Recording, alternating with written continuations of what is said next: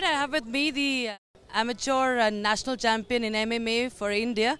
That is Mr. Varun Sanyal, and it's an honor to have you here on Republic TV. And it's the start of the MFN Edition 15 Matrix Fight Night, and we are going to talk about how MMA is in fact reaching newer heights in India.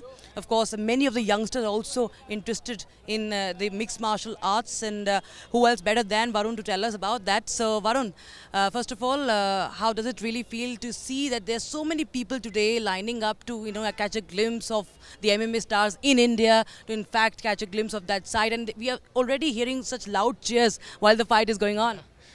Well, this is amazing. I'm so happy to see so many people come out here, show their support for the sport, because I've trained in England, I've trained in Singapore. Obviously, one championship is massive in Singapore. The UFC, they've hosted UFC events in England. There's Bellator, PFL, everything has been in England.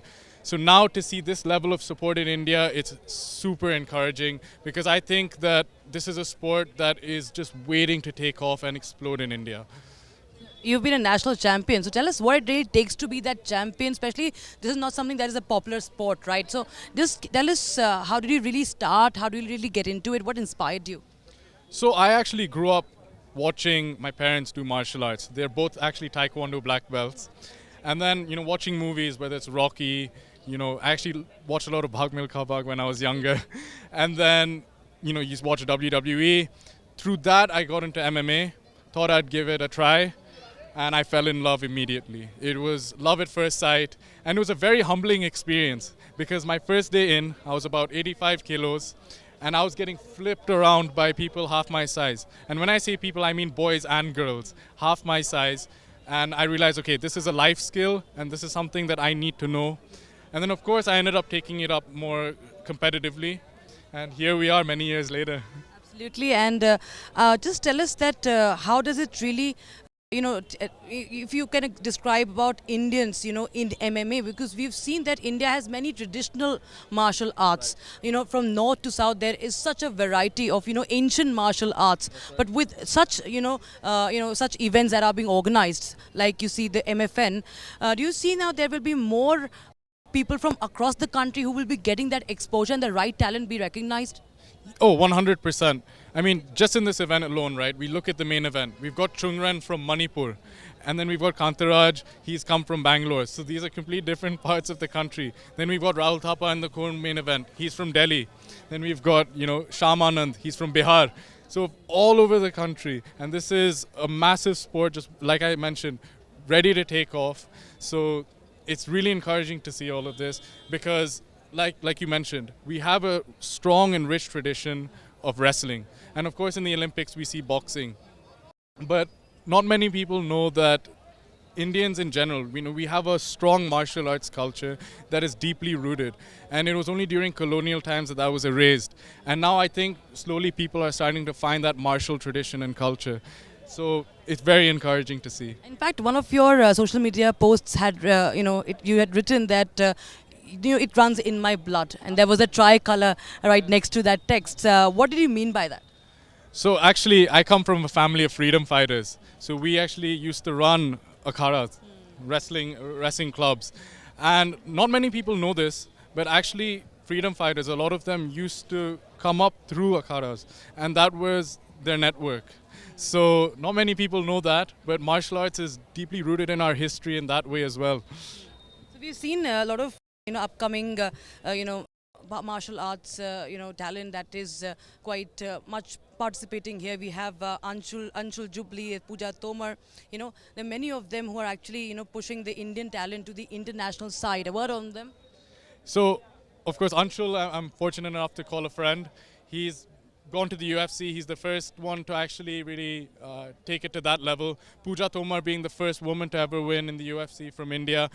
And I think those are the first two, but there's many more to come. It's about time, and there's going to be an army of Indians taking over the UFC and the international MMA scene. In simpler terms, help the sports enthusiast or even the common man understand what really the mixed martial arts is about. So it's really in the name, right? It's mixing together all the different disciplines of martial arts. So you think of your boxing, wrestling, judo, karate, taekwondo, I mean, you name it. Mixed martial arts takes all of that and puts it together. So it actually really started because there was an organization called the UFC, and they wanted to see which martial art was the most effective. So they put guys from boxing against guys from wrestling.